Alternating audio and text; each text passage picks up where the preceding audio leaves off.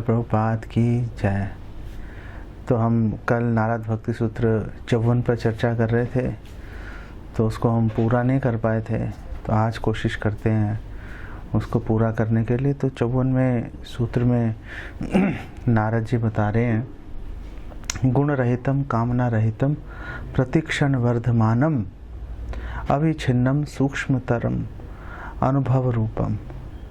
जो शुद्ध भक्ति है वो गुण रहित है, कोई भौतिक गुण नहीं है उसमें, कामना रहित है, कोई मटेरियल डिज़ायर्स नहीं होती उसमें, प्रति क्षण वर्धमानम, हर क्षण बढ़ती रहती है, हर क्षण अविच्छिन्नम, अप्रतिहता होती है, कोई उसमें रुकावट नहीं आती, कोई स्थिति उसको रोक नहीं सकती, सूक्ष्मतरम, और सूक्ष्म से भी ज़्यादा सूक्ष्म होती है, सटल, मोस्ट सटल होती है जो शुद्ध भक्ति है।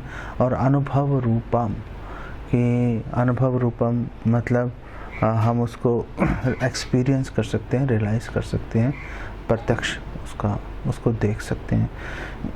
तो हमने कल जो है हमने बात की थी गुण रहितम पे और सूक्ष्म तरम पे बात की थी, और बाकी के जो गुण हैं उस पर हम कोशिश करते हैं आज उस पर डिस्कशन कंप्लीट करने के लिए मंगलाचरण के बाद। ओम ज्ञानतिमिरन्धस्य ज्ञानाञ्जन शलाकया चक्षुरुन्मीलितं येन तस्मै श्री गुरुवे नमः।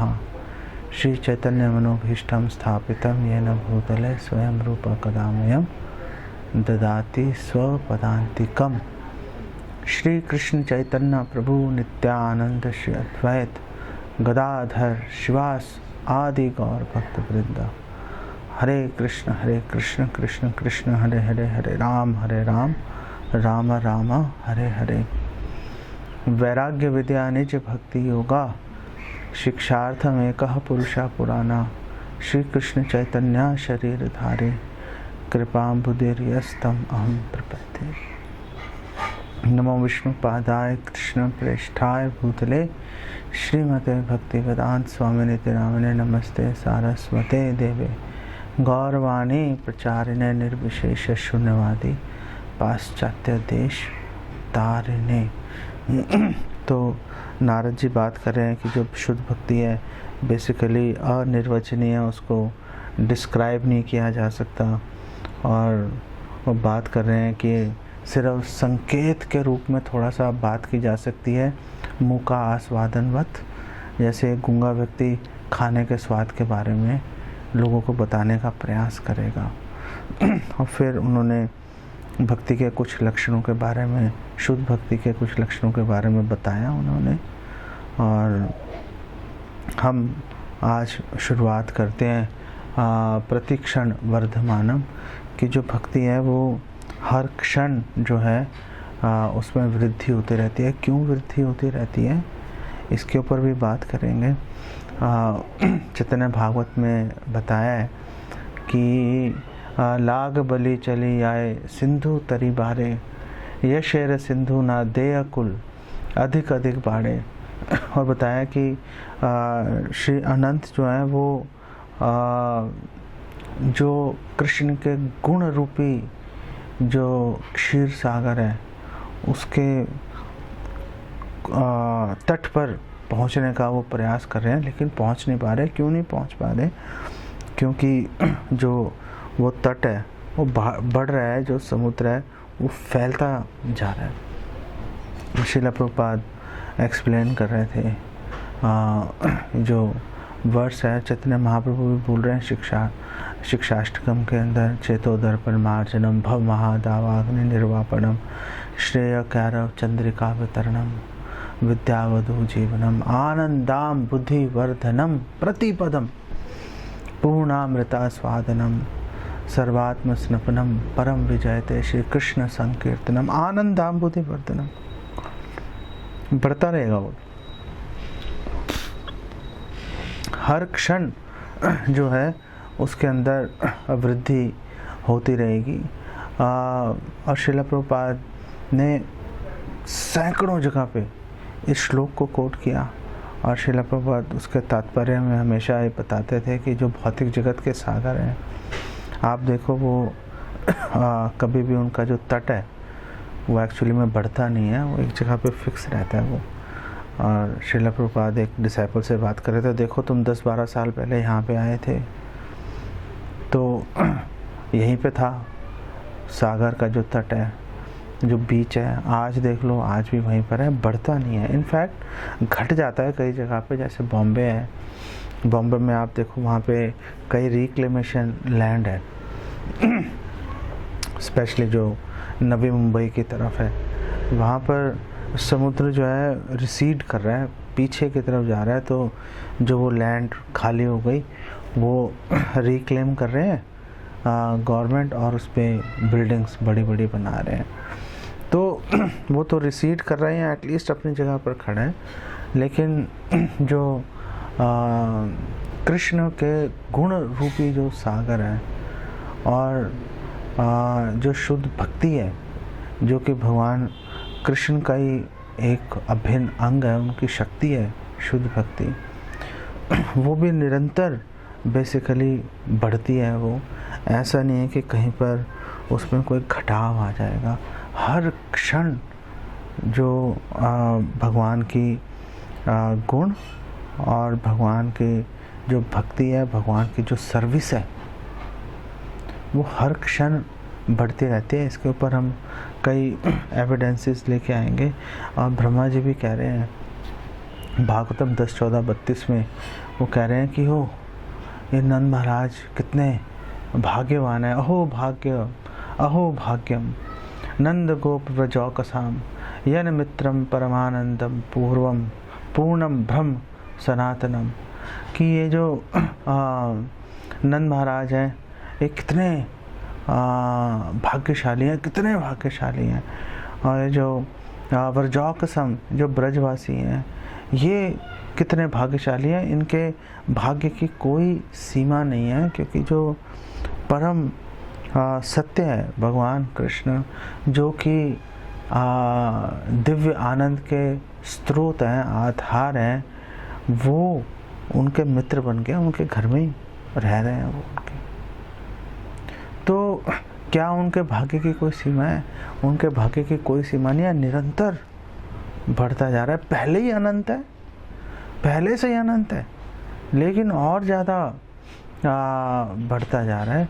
उसमें कुछ कमी आई नहीं रही, ना ही वो एक जगह पर रुक रहा है। जो कि भ्रमण जो ब्रह्म ज्योति का जो साक्षात्कार है, अनुभव है, उससे बिल्कुल अलग है। जो ब्रह्म ज्योति का साक्षात्कार है वो, क्योंकि ब्रह्म ज्योति में कोई विकार नहीं आता, तो ना वो घटता है ना बढ़ता है, एक जैसा बना रहता है वो। तो क्योंकि ब्रह्म ज्योति निष्क्रिय है, इसलिए उसमें ना कभी बढ़ोतरी होगी, क्योंकि अगर जैसे कोई विकार आएगा तो उसका जो मुख्य लक्षण है कि कोई विकार ही नहीं आता, वही खत्म हो जाएगा।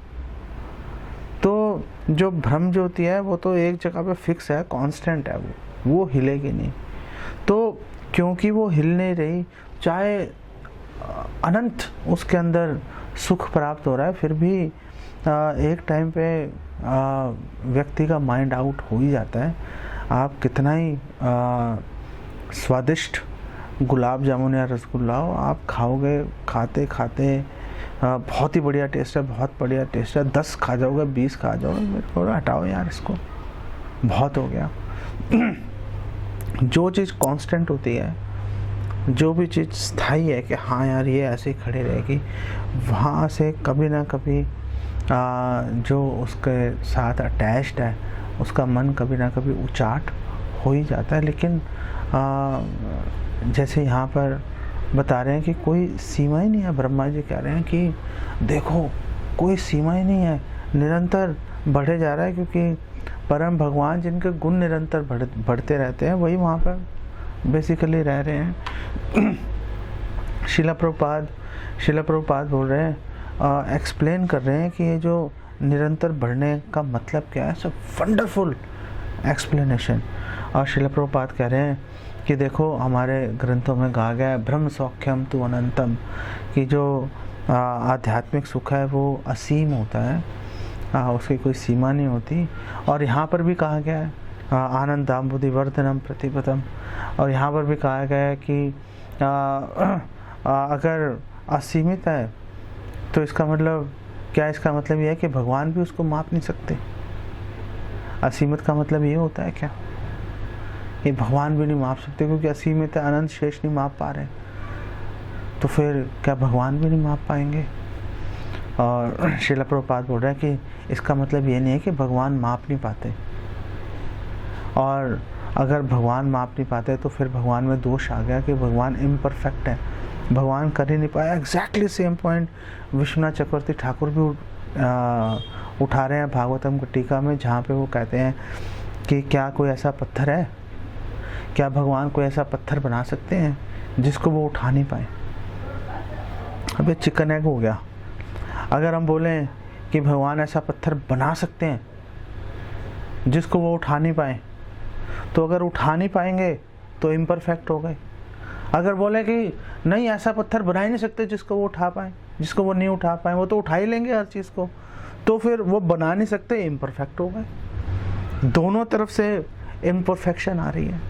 तो यही बात श्रील प्रभुपाद यहाँ पर लेके आ रहे हैं। वो बोल रहे हैं कि अगर हम बोले कि भगवान ही माप नहीं सकते इस सीमा को, गुणों को, तो फिर तो मतलब भगवान इम्परफेक्ट हो गए। तो फिर प्रभुपाद बोल रहे हैं कि एक्चुअल पोजीशन पता है क्या है? और प्रभुपाद बोल रहे हैं कि एक्चुअल पोजीशन है कि भगवान उसको माप लेते हैं, भगवान मेजर कर लेते हैं। और क्योंकि जो शुद्ध भक्ति है, जो भगवान से संबंधित जो सुख है, वो भी भगवान के समान ही है, भगवान से अभिन्न है वो। तो जो सुख है वो भगवान ने, जो भगवान से ही सुख निकल के आ रहा है, भगवान ने उसको नाप लिया। जब भगवान ने नाप लिया तो जो वो सुख है वो फिर बढ़ जाता है। एक जगह पे भगवान, एक जगह वो एक क्षण में वो सुख था, जितना था भगवान ने नाप लिया, चलो बहुत अच्छी बात है, लेकिन आनंदामुदि वर्धनम वो फिर बढ़ गया। तो श्रील प्रभुपाद बोल रहे हैं फिर माप लेते हैं, वो फिर बढ़ जाता है, वो फिर माप लेते हैं, वो फिर बढ़ जाता है, फिर माप लेते हैं। बोल रहे यही चल रहा है। ऐसे ही विश्वनाथ चक्रवर्ती ठाकुर बोलते हैं कि देखो, अगर कोई पूछेगा कि क्या भगवान कोई ऐसा पत्थर बना सकते हैं जिसको ना उठा पाए, तो बोल रहे हैं हाँ, भगवान ऐसा पत्थर बना सकते हैं जिसको वो ना उठा पाए, और फिर भगवान अपनी शक्ति बढ़ा के उसको उठा भी लेंगे और सॉल्व हो गया। चिकन एग वाले खाना, जो कन्फ्यूजन है, जो एक भ्रम था कि यार होगा क्या होगा, कैसे होगा, एक सेकंड में हमारे आचार्य उसको रिजॉल्व कर देते हैं। और श्रील प्रभुपाद बोलते हैं कि इस तरह से शाश्वत रूप से जो बढ़ोतरी है और जो माप है, उसके अंदर एक प्रतिस्पर्धा, एक कंपटीशन चलता रहता है, और ये जो कंपटीशन है कभी नहीं रुकता, बल्कि चले ही जा रहा है, चले जा रहा है। और वो बोल रहे हैं इसीलिए जो आध्यात्मिक सुख है, आनंदामुदि वर्धनम, और the ocean of happiness which increases, हमेशा वो बढ़ता रहेगा। ये बात श्री प्रभुपाद भागवतम 2:6-36 के रिपोर्ट में बोल रहे हैं। आप चाहो तो पढ़ भी लेना। इस विषय में आपको एक बड़ी मज़ेदार आपको बात बताता हूँ, और ये वार्तालाप हो रहा है भगवान कृष्ण और नारद जी के बीच में। तो नारद जी मिले भगवान कृष्ण से, तो भगवान कृष्ण ने बोला चलो भाई, तुमने अब मेरे पास आ गए हो मिलने के लिए, भगवान का दर्शन कभी व्यर्थ जाता नहीं है।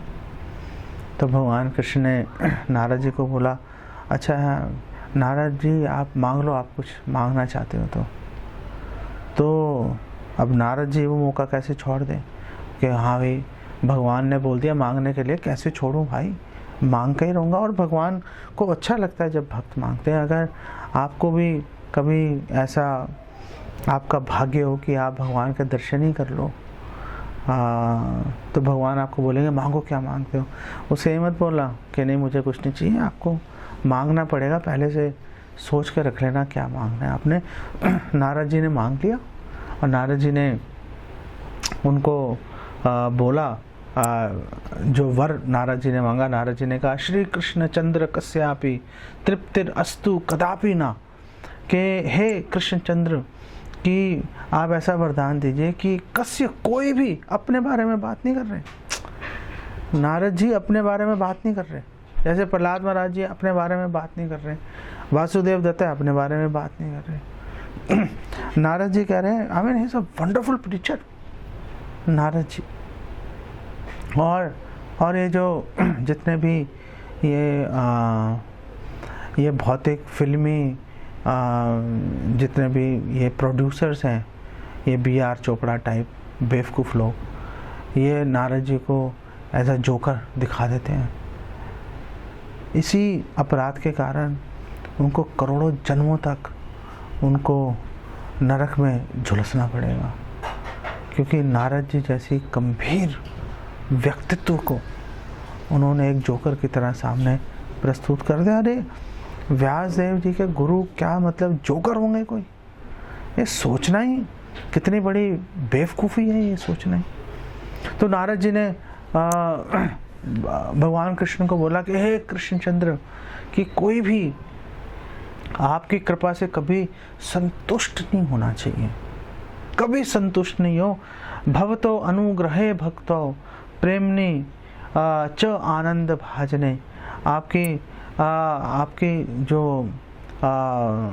कृपा है, पहली बात कि आपकी कृपा से, और दूसरी बात आपके जो सर्विस है, भक्ति है, भक्तों आपकी भक्ति से और आपके प्रेम से कभी भी एक जो कोई भी भक्त जो है वो कभी भी तृप्ति, संतुष्ट अनुभव नहीं करना चाहिए, उसकी बढ़ती रहनी चाहिए उसकी तृष्णा जो है। तो नारद जी ने जब ये वरदान मांगा, ये बृहद भागवत मृत के प्रथम खंड में अंकित है ये बात, तो भगवान कृष्ण ने उत्तर दिया। ओह, ये जो उत्तर है ये होश उड़ा देगा उत्तर। ये पता नहीं कैसे सनातन गोस्वामी जी ने रिवील कर दी ये बातें, ऐसे हमारे आचार्यों का हमें पता नहीं कैसे हम ऋण उतार पाएंगे, जो इतनी रस भरी और महत्वपूर्ण जानकारी हमें ऐसे ही बेलाइल समझारे, जैसे महाप्रभु ने ऐसे बांट दिया। और ब्रह्मा जी को जो बूंद चखने को नहीं मिल रही, चैतन्य महाप्रभु ने ऐसे ही बांट दिया। और ये रूपा गोस्वामी, सनातन गोस्वामी, प्रभुपाद, ये सब चैतन्य महाप्रभु के चरण चिन्हों पर चलते हुए कोई पात्र कुपात्र, स्थान अस्थान कोई विचार नहीं कर रहे, ऐसे ही उठा के बांटे जा रहे हैं वो। तो भगवान कृष्ण ने उत्तर दिया, प्लीज़ जरा ध्यान से सुनना उत्तर। भगवान कृष्ण कह रहे हैं, विधक्त निकराचार्य। ओह नारद, आप तो जितने भी चतुर, जितने भी स्कॉलर्स, विद्वान हैं, आप तो उनके गुरु हो। बिल्कुल एक उनको ताना मारा भगवान कृष्ण नारद जी को, विधक्त निकराचार्य को नामायम वरो मता। आपने ये कैसा वरदान मांग लिया मेरे से, ये कैसा वरदान है? और उन्होंने बोला, स्वभावो मत कृपा भक्ति प्रेम नाम व्यक्तोयम एव यत्। जो मेरी कृपा है, मेरी भक्ति है और जो मेरा प्रेम है, उसका तो यही स्वभाव है, उसका तो यही स्वभाव है। क्या स्वभाव है? जो पिछले श्लोक में नारद जी ने वरदान मांगा, तो भगवान कह रहे हैं कि ये क्या वरदान है, ये तो स्वभाव ही है। जो मेरी भक्ति है, मेरा प्रेम है, मेरी कृपा है, उसका स्वभाव ही है कि वो निरंतर बढ़ती रहेगी, उसमें तृप्ति की संभावना ही नहीं है उसके अंदर। तो तुमने ये कैसा वरदान मांग लिया? वो बोल रहे हैं कि ये तो ऑब्वियस है, ये तो आपको खुद ही पता होना चाहिए था आपको कि जो मेरी कृपा है हमेशा बढ़ती रहेगी, मेरी भक्ति है, मेरी सर्विस है, हमेशा बढ़ती रहेगी, और जो मेरा जो प्रेम है, जो कृष्ण प्रेम है, वो हमेशा बढ़ता रहेगा, कोई उसमें रुकावट आ ही नहीं सकती, निरंतर प्रतिक्षण वर्धमानम है वो। तो आपने ये कैसा वरदान मांग लिया? और इसका हमें प्रमाण मिलता है भागवतम 10:44-14 के अंदर। वहाँ पे बोल रहे हैं गोप्यस तपः किम अचरन यद अमुष्य रूपम लावण्य सारम असमूर्ध्वम अनन्य सिद्धम दृग्भी पिबंती अनु स्वाभि अनुसव अभिनवम दुरापम एकांत धाम यशसः श्री ऐश्वर्यस्य। और वहाँ पर जो शुकदेव गोस्वामी वहाँ पर आश्चर्य प्रकट कर रहे हैं कि ये जो गोपियाँ हैं इन्होंने आखिर कौन सी तपस्या कर ली इन्होंने, गोपियों ने। अब वो अपने नेत्रों से वो भगवान कृष्ण के स्वरूप रूपी जो है अमृत का निरंतर पान करती रहती हैं। और जो मधुरता का सार है भगवान का जो स्वरूप है, और असमूर्ध्वा, और उसकी किसी से तुलना नहीं की जा सकती। ना तो कोई अन्य वस्तु भगवान की मधुरता, भगवान के रूप माधुर्य के ना तो समान है ना अधिक है, हर चीज़ नीचे ही रहेगी उनसे। और वो कह रहे हैं कि जो भगवान का स्वरूप है ये सौंदर्य, यश और ऐश्वर्य का जो है ये आगार है, ये सागर है, ये स्रोत है। और बोल रहे हैं कि ये स्वतः जो है ये स्वतः सिद्ध है, परफेक्ट है पूरी तरह से, और नूतन है, हमेशा अभिनव, हमेशा नूतन नवीन रहेगा ये हमेशा। और बोल रहे हैं कि और ये दुरापम, और ये बहुत ही दुर्लभ है। तो भगवान का जो रूप है ये हमेशा अभिनव, नवीन रहता है, नूतन रहता है। क्यों नूतन रहता है इसकी एक्सप्लेनेशन हमें भक्ति रसामृत सिंधु 2:184 में मिल रही है। और वहाँ पे रूपा गोस्वामी कह रहे हैं कि ये स्वभाव ही है, ये स्वभाव है। और वहाँ पे वो एक्सप्लेन कर रहे हैं कि सदानुभूय मानोपि करोति अनुभूतवत् विस्मयम माधुरीभिर्यः स प्रोक्तो नित्य नूतना। भगवान का ये स्वभाव ही है कि नित्य नूतन रहते हैं, हमेशा फ्रेशनेस रहती है, एक नवीनता रहती है। और वो बोल रहे हैं कि वो व्यक्ति, एक परिभाषा दे रहे हैं नित्य नूतन की, बोल रहे हैं कि वो व्यक्ति जो आश्चर्यचकित कर देता है, आश्चर्यचकित कर देता है ऐसे स्वरूप में आके कि जिसका पहले कभी किसी ने आस्वादन नहीं किया, बिल्कुल नई चीज़ है एकदम। यद्यपि उनका आस्वादन पहले ही उनके मधुर गुणों के द्वारा पहले से ही आस्वादन किया जा चुका है। उनका जो भक्त है वो पहले से ही कृष्ण के जो मधुर गुण है उनका आस्वादन पहले से ही कर रहे हैं। लेकिन फिर भी भगवान अचानक सामने आएंगे, हर क्षण भगवान सामने आ जाएंगे और ऐसा एक माधुर्य लेके आएंगे, भक्त एकदम आश्चर्यचकित हो जाएगा। ओह, ये क्या, ये तो मैंने पहले कभी सोचा ही नहीं था, ये तो मैंने पहले कभी अनुभव ही नहीं किया।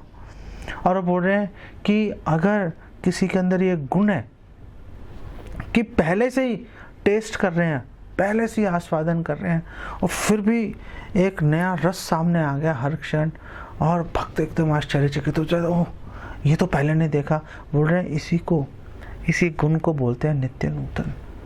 और क्योंकि भगवान के अंदर ये ताकत है, ये कैपेबिलिटी है कि भगवान हर क्षण नए नए जो गुण है भगवान प्रकट कर सकते हैं, और गुणों के अंदर नई नई सीमाओं के ऊपर भगवान जा सकते हैं। बस इसीलिए भगवान नित्य नूतन है, हमेशा वृद्धिमान है, प्रतिक्षण वर्धमान है। इसीलिए बोला गया कि वो निरंतर बढ़ती रहती है वो। तो अब नारद जी ने ऐसा वरदान मांग लिया, भगवान ने बात ही काट दी। भगवान ने बोला यार ये तो स्वभाव ही है, इसमें तो कहना ही क्या, ये तो पहले से ही है, ये तो हो ही रहा है, आप मांगो नहीं मांगो चल ही रहे हैं। तो अब नारद जी उदास हो गए, यहाँ एक मौका मिला था और मौका भी हाथ से जाता रहा। तो भगवान कृष्ण ने उनको बोला कि चलो कुछ और मांग लो, कोई बात नहीं, आपने जो मांगा था चलो वो तो स्वभाव ही है, चलो कुछ और मांग लो, कोई फ़र्क नहीं पड़ता, मैं आप कुछ और मांगोगे वो भी दे दूँगा। अब नारद जी ऐसी वस्तु मांगने वाले हैं जो हर एक भक्त को उसके लिए मांगना अनिवार्य है। यही रूपानुगा, चैतन्यानुगा, प्रभुपादनुगा होने का सार है ये श्लोक जो है, जो नारद जी ने उस टाइम बोल दिया। और नारद जी ने बृहद भागवत में 143 में नारद जी कह रहे हैं कि ओ जो ब्रजवासियों के प्रेम रूपी झील के अंदर तैरने वाले हे राजहंस, यहाँ से उन्होंने बात शुरू की कि हे राजहंस, जो आप ब्रजवासियों के प्रेम रूपी जो तालाब है, जो झील है, आप उसमें सुख से विहार कर रहे हो। मेरी ऐसी इच्छा है, मेरी आपसे प्रार्थना है कि मैं जहाँ भी जाऊँ, जहाँ पर भी मैं जाऊँ, हमेशा मैं आपके जो नाम है उनका हमेशा मैं कीर्तन करता रहूं और उसका खुद भी मैं पान करता रहूं, हरि नाम रूपी अमृत का। और उन्होंने बोला कि ये जो नाम है, जो हरि नाम है, ये गोकुल के समुद्र से प्रकट हुआ है। और ये जो हरि नाम है, ये आपकी महिमा को असीमित रूप से चारों ओर फैला रहा है, आपके विभिन्न वेशभूषाओं के रूप में और अब आपके विभिन्न लीलाओं के रूप में। और उन्होंने बोला कि मैं जैसे एज ए वॉन्डर, मैं जैसे जैसे जहाँ पर भी जाऊँ, भटकूँ, जिधर भी मैं जाऊँ, एक उन्मत्त व्यक्ति की तरह, एक पागल की तरह व्यवहार करते हुए आप मुझे वरदान दीजिए कि मैं इस आनंद को, इस सुख को मैं सभी संसारों में, सभी ब्रह्मांडों में मैं हर किसी को इसका वितरण कर पाऊँ। ओह, क्या वरदान मांग रहे हैं नारद जी। मतलब गोष्ठानंदी की सीमा पे पहुंच गए हैं कि जो मैं आस्वादन कर रहा हूँ, मैं स्वार्थी नहीं हूँ, मैं इस सुख का अकेले अनुभव करते नहीं रहना चाहता। मुझे पता है कि आपका सुख इसी में है कि सभी लोग जो आपके संतान हैं, ममे वांशो जीव लोग के सभी लोग जो आपके संतान हैं, वो सब लोग आपका यशोगान करने में जुड़ जाएं, भौतिक संसार से निकलकर आध्यात्मिक जगत गोकुल के अंदर आ जाएं। ये जो हरि नाम है, ये हरि नाम के माध्यम से ये संभव होगा। और ये हरि नाम जो है, ये गोकुल रूपी समुद्र से ये प्रकट हुआ है। गोलोकेर प्रेम धन हरि नाम संकीर्तन। ये जो हरि नाम संकीर्तन है, ये जो धन है, ये इस संसार का नहीं है, ये गोकुल से आया हुआ है, ये भगवत धाम से आया हुआ है। और ये जो इसके आविर्भाव, इसके अवतीर्ण होने का केवल एक ही कारण है कि नारद जी जैसे जो उन्मुक्त भक्त हैं, जो भगवान के भावावेश में पूरी तरह से लिप्त हैं, वो इस हरि नाम का जी भर के पान करें उसका। और एक उन्मत्त व्यक्ति की तरह, एक जो बिल्कुल नशे में धुत के समान, जैसे कोई व्यक्ति एकदम नशे में धुत होता है, उसको पता ही नहीं चलता क्या हो रहा है, बिल्कुल एक पागल उन्मादी व्यक्ति की तरह उसको इस सुख को, इस आनंद को हर व्यक्ति को पूरे संसार में इसको बांट दें। ये नारद जी ने उनसे मांग लिया था। आपको ये प्रतिक्षण वर्धमानम के बारे में आपको एक और जानकारी देता हूँ। भरत भागवत में भागवतामृत के 3 खंड में इसका वर्णन आ रहा है। 6 अध्याय के अंदर 211, 12, 13 ये श्लोक चल रहे हैं। अब वहाँ पे बता रहे हैं कि सनातन गोस्वामी कह रहे हैं कि जो करोड़ों ब्रजवासियों के विचार बता रहे हैं कि उनके मन में क्या चल रहा है, कि जो करोड़ों ब्रजवासी हैं, छोटे बड़े, भगवान के समकक्ष स्त्री पुरुष जितने भी हैं, जो करोड़ों ब्रजवासी हैं, वो सब एक ही बात सोचते हैं। सबके दिमाग में एक ही विचार रहता है, और वो विचार अगर आपको पता नहीं है, आप कभी अंदाज़ा नहीं लगा पाओगे। अब वो विचार क्या रहता है सबके मन में, कि हर व्यक्ति, हर स्त्री, हर पुरुष, हर बच्चा, हर पेड़ पौधे, गाय, हर वस्तु वहाँ पर यही अपने मन में सोचती रहती है कि बस मैं ही कृष्ण के सबसे प्रिय हूँ। कृष्ण हमेशा मेरे बारे में सोचते रहते हैं। हर व्यक्ति यही सोच रहा है। अब कैसे एक व्यक्ति है, मतलब घर में रहता है तो लोग भेदभाव करने की बात करते हैं। ये पिता के 4 बच्चे हैं, बच्चे बोलते हैं आप उसको ज़्यादा ध्यान देते हो, उसको मुझ पे कम ध्यान देते हो। भेदभाव की भावना जाती है। आखिर इतने एक्सपर्ट कैसे हो गए कृष्ण, मतलब कि करोड़ों असंख्य लोग जो हैं वो असीमित लोग यही सोचे जा रहे हैं कि मैं ही कृष्ण का सबसे प्रिय हूँ। आप देख लो, जब जगन्नाथ रथ यात्रा हो रही है, 3 रथ हैं, हर रथ के साथ 7 पार्टीज चल रही हैं, मृदंग बज रहे हैं आगे पीछे दाएं बाएं सब जगह, और हर पार्टी के अंदर, हर ग्रुप के अंदर चैतन्य महाप्रभु व्यक्तिगत रूप से नृत्य कर रहे हैं। हर ग्रुप यही सोच रहा है वो चैतन्य महाप्रभु तो हमारे साथ ही हैं, बाकी तो ऐसे ही बजाए जा रहे हैं। लेकिन महाराज प्रताप रुद्र ने देख लिया, भगवान ने उनको दृष्टि दे दी, क्योंकि उन्होंने वैष्णव के चरण सेवा की थी। झाड़ू लगाया था उन्होंने रथ के आगे, ताकि वैष्णव के चरणों को कोई नुकसान नहीं पहुँचे, उनको कोई पैर में पत्थर वत्थर कांटा वाटा ना चुभ जाए। बस भगवान ने उनको दृष्टि दे दी, उन्होंने देख लिया तो सभी जगह हो रहा है। रास नृत्य में कृष्ण, सारी गोपियाँ ये सोच रही हैं वो कृष्ण मेरे साथ ही नाच रहे हैं। बस हर व्यक्ति ये सोच रहा है भगवान की कितनी ऑपुलेंस है, कितना ऐश्वर्य है। मतलब आप देख लो, द्वारका के अंदर हर एक जो रानी है वो यही सोच रही है कि कृष्ण, वो तो चलो भगवान ने विस्तार कर रखा है, हर रानी ये सोच रही है कि कृष्ण बस मेरे साथ ही है। और फिर इससे बिल्कुल अगले श्लोक में 212 में सनातन गोस्वामी कह रहे हैं कि कृष्ण भी यही सोचते हैं। ओह, क्या रेसिप्रोकेशन चल रहा है, आदान प्रदान चल रहा है। मतलब भक्त ये सोच रहा है कि मैं ही सबसे प्रिय हूँ कृष्ण के, और कृष्ण भी हर एक भक्त के बारे में ये सोचते हैं कि मैं इसका सबसे प्रिय हूँ। मतलब ये यथा माम प्रपद्यन्ते, बिल्कुल सामने ही उसका प्रमाण लाके खड़ा कर दिया सनातन गोस्वामी ने इसका।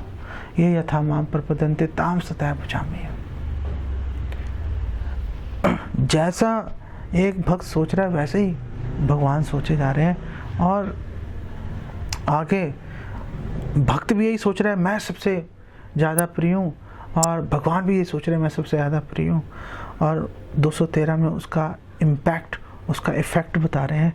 अब बता रहे हैं कि दोनों यही सोचे जा रहे हैं, तथापि तृप्ति कस्यापि नैव उदेति कदाचन प्रेम तृष्णा च विविधा दैन्य माता विवर्धते। ओह, वो बोल रहे हैं, पहले आपको इसका अनुवाद बता देता हूँ कि कोई भी उनमें से कोई भी कभी भी पूरी तरह से संतुष्ट नहीं हो पाता, कभी। तृप्ति कस्यापि न कदाचना, नैव कदाचना, कभी संतुष्टि नहीं होंगे। और उनका जो प्रेम है वो ऐसी तृष्णा, एक ऐसी डिज़ायर दिखाती है।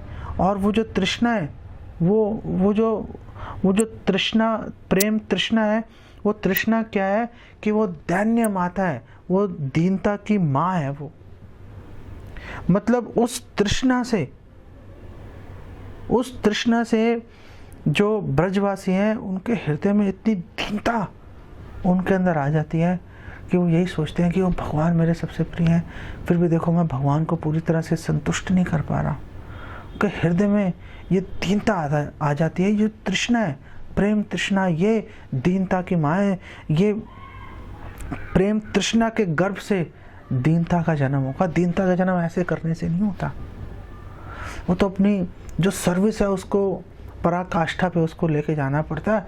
वहाँ से उत्तम हो या अपना के नीच माने, वो पराकाष्ठा में ले गए।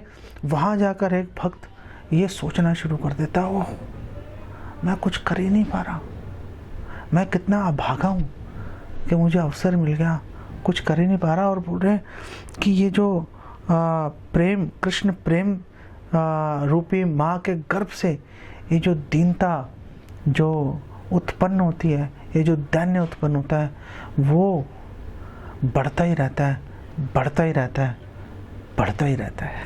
क्या वंडरफुल श्लोक है ये। मतलब कैसे उन्होंने ऐसे विचार व्यक्त कर दिए। जब तक हम इसको पढ़ने लेंगे हम कभी ये जान ही नहीं पाएंगे कि ये हमारा गोल है, यहाँ जाना है, हम कहाँ पड़े हुए हैं।